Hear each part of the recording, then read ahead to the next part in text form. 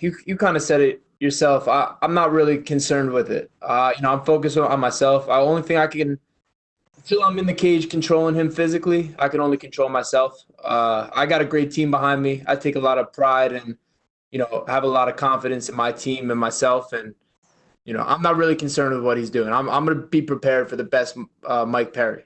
Uh, but if I'm really thinking about it, I think he's been regressing, and I think he's been regressing. So I know I'm getting a lot better, and I think he's on a downward slide. So, but I've been trained hard. I'm peaking, and I'm ready for the best Mike Perry there's ever been.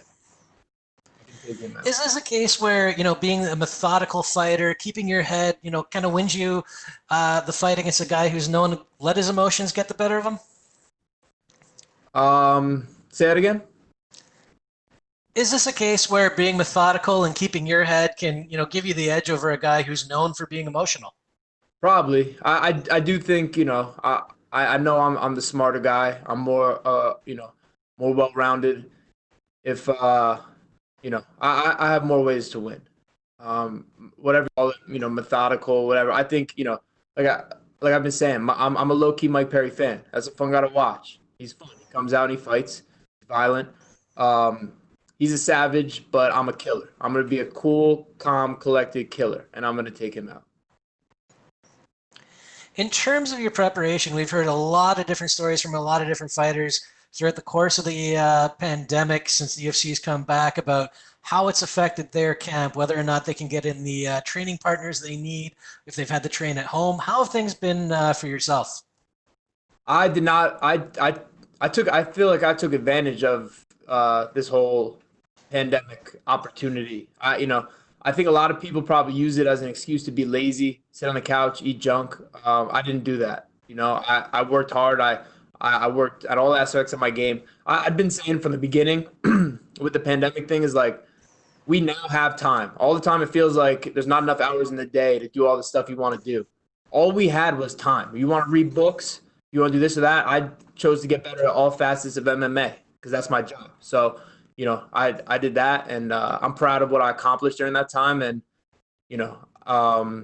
I can't really speak for anyone else, but I'm happy with what I did. I took advantage of all the hours I had. I'm coming in here hella prepared. That's why I was able to take a fight on 2 weeks' notice that the other guy pulled out of. I took this one on 3 weeks' notice because I've been super ready. I knew Dana was going to get us 3 fights this year, and I stayed ready. And last one for me, I mean, most of your fights have been in the UFC. You did have the one pro fight prior. What do you expect the empty venue at the Apex to be like? I think if anything, it'll be more relaxing. I'll be more clear-headed. I train every day in a gym without fans. And then, a lot of times we do these fights and then boom, there's 20,000 people there. That's probably more of a shock. While this, I think, will be more of a regular thing. And I'll be able to, perform to like the top of my abilities. All right, well, co-main event Saturday. Looking forward to it. Thank you very much. Next question is from Mike Hack with MMA Fighting. Oh, what up, Mike Hack? How we doing, man? I have to tell you, first off, I haven't watched The Last Dance yet, but that's coming. But I know. All right, that's all right. I know. Jim Miller, we talked about this a couple weeks ago before he fought, gets a nice quick win over Roosevelt Roberts. How satisfying was that for you to watch, and how much does that help motivate you heading into this Saturday? It was great. For me and, LJ Roboli, my brother Corman over here, Jim's a big brother to us. So, we're always rooting for Jim. Always love seeing his family jumping up and down on the couches, his kids and stuff. Super happy for Jim. Always root for him. That's a UFC Hall of Famer shoo-in for sure. Hard to argue with that. The other question I had, because I know I asked you a bunch earlier, is one thing I noticed when we spoke a couple weeks ago is that you're just super focused. Like I've talked to you so many times over the years and before and after many fights. And a lot of times, like maybe the Mickey Gall from 2 years ago would have sort of bought into the Mike Perry trash talk and sort of fueled it a little more. This time you're staying away from that. You're focusing on the fight itself. So What's changed, do you think? Like, where does this focus all come from? When did you start to really turn that corner, you think? I think just maturing, just getting older. I came in here as a kid. Uh, so all my growing pains or whatever you want to call them are going to be seen and examined and displayed. I've done a better job of managing my energy, knowing what I can control, can't control. Um, yeah, I think just getting older, just understanding like who I am and what's important. And I do I feel great. I've been just getting better at this, man. Like the first time you guys saw me, you guys saw my first pro fight. You guys saw my second pro fight in the UFC, and I'm just getting better as I go, and I'm only gonna keep getting better. And then last thing for me, you've had a couple of fights booked that have fallen apart, some big names. You get another pretty big name in Mike Perry. It's been 10 months or so since we last seen you. How does it feel to actually be here in a fight week since it's been so long for you? Brother, I'm happy. I'm happy. There's nowhere I'd rather be. If Mike gets COVID, I still want to fight him. I don't give a fuck. Like I want this so bad. I'm living my dream. I'm the UFC co-main event again. Like, let's go. Thanks, Mickey. Good talk with you as always, and all the best on Saturday, brother. Thanks, brother. Always good talking to you. Next question is from Dennis Segura with MMA Junkie. Mickey, you said there that you're a low-key Mike Perry fan. When this bout came across your table, what was your initial thought on fighting Perry? I thought, man, it's about time. I'd mentioned this fight to Sean Shelby for over a year. We love the fight. We love the fight. And what if now that it's finally come to fruition, we're happy. It's right. Get to work. We've been kind of. I've had a feeling this is going to be coming. So in time. So I've been preparing. You could ask people. I'm like, I bet I fight this dude in the next year or whenever. I said that like a year ago, and I'm just happy it's happening. Like I said, yeah, I am a low key fan of him. He brings it, comes in there, fights. That's exactly what I want. Like I can't wait. I can't wait for it. I love my hand. We pretty much know what his hand is, and we're ready. I'm ready to lay the hands down, let the chips roll. Yeah, and I guess why have you been asking for this match for such a long time? Is there something specifically that you see in it that attracts you more than other matchups? Yeah. I mean, there's a lot. In his game, and also just what I like what the kid brings to the table. I like he's a fun, violent dude. It's gonna be a fun fight, and I want to put my kill shit up against his kill shit, and I'm very confident that I come out on top. Yeah. And Mike Perry, when he first came in the UFC, he was regarded as a very exciting prospect. And you mentioned there you feel like he's been regressing. I guess when did you start to get that feeling that he's regressing, and what have you seen in his game that you feel like he's sort of taken a step back? In my film study, you could see that. I don't know. I think Mike's probably like probably a little bit of an insecure dude. Probably probably had a little bit of tough life coming up, and I don't know if he's handling everything super well right now. But again, who knows? I don't even want to speculate too much because it doesn't matter. It doesn't matter. I know what hand I got. I know what I'm bringing to the table, and I'm super confident. Yeah. And then as far as like the from a technical standpoint, he's sort of been a guy that's kind of been hard to submit in the UFC. The only guy that did that, Donald Cerrone, I believe. Did you look any specifics from that fight that you take into this one? Sure. Yeah, a little bit. I like I said, I think Mike's, he's a savage. Yeah, but I'm a killer. He's gonna come in there doing his thing, and I'm be doing my thing. Yeah.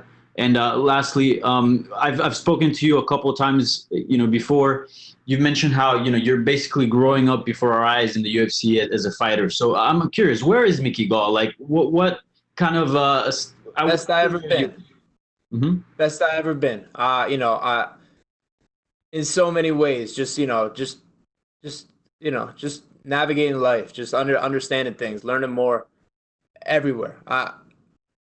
I'm the best version of myself, and I plan on continuing to evolve and becoming better and better versions of myself. I'm happy. I'm happy. I'm excited. I got a lot of gratitude, a lot of excitement. I'm ready to do my thing. I'm happy to be here for real. I wouldn't want to be anywhere else. Thanks for your time. Looking forward to the fight, man. Thank you. Our last question is from Augusto Hermanias Gay from Somos MMA. Good. How about yourself? Thank you.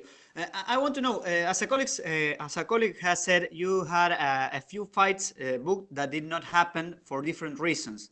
How have you deal with that? Did that frustrate you at some point? Yeah, for sure. For for like a day or 10 minutes or whatever, sure, it's a little frustrating, but it's not that's the nature of the sport. This isn't checkers. People are training hard. They're going to get hurt.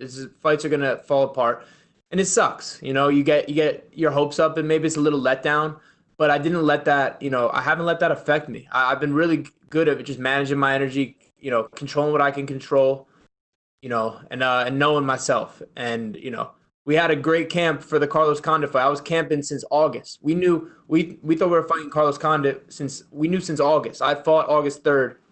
Around the 20th or the 25th of August, Sean Shelby told me we were going to do a Carlos Condit fight. So we were camping then till, a week before the fight, and he pulls out. Then we had other ones where I was just staying ready. I was staying on my things.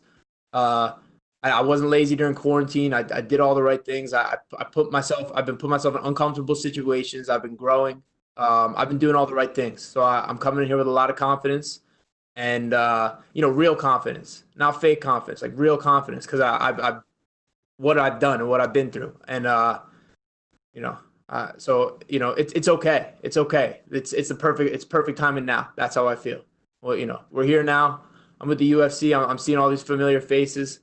And I'm just happy where I'm at. And Mickey, you have said that you could take advantage of this pandemic time, and we have been talking about your growth since your debut in UFC. So, what new things are we going to see on Saturday night? Oh man, why spoil the surprise? We'll see Saturday night. I don't think I've scratched the surface of my potential and what I bring to the table now and what I will bring to the table in thinking forward. But I know none of my fights have even scratched the surface. I'm very capable. I got a lot of stuff to show. So who knows what's gonna come out? I got a couple ideas, but I don't want to spoil it. So we're gonna get after it. And you have a really good submission game. So I want to know do you think that the smaller cage is going to be an advantage for you in this fight? Yeah, I love the cage. I love the small cage. For both for striking and for submissions, grappling, whatever. That's like this is the size cage I train in. I'm used to this cage.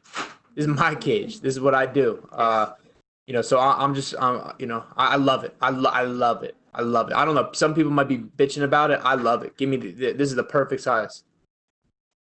Okay, Mickey. Thank you very much, and good luck on Saturday. Thank you, my friend. That's all we have for you today, Mickey. Thank you. Thank you.